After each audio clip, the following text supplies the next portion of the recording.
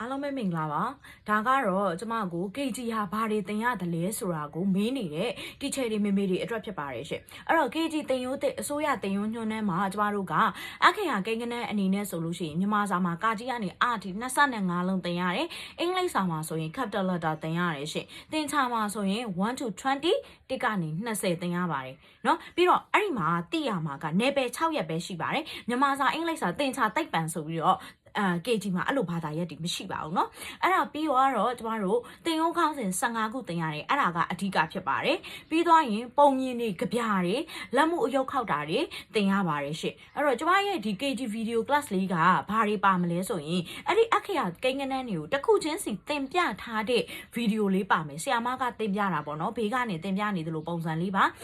ပြီးရင်ပုံမြင်တွေပါမယ်ကြပြတွေပါမယ်လက်မှုအယုတ်ခောက်တာပါမယ်တင်ရုံးခေါင်းစဉ်15ခုပါမှာဖြစ်ပါတယ်ရှင့်အဲ့တော့ကိုအိမ်ကကလေးလေးတွေကို KG အတွက်ပြန်လေ့ကျင့်ပေးခြင်းနဲ့ဆိုလို့ရှိရင်တော့ဒီတင်ရိုး video class လေးက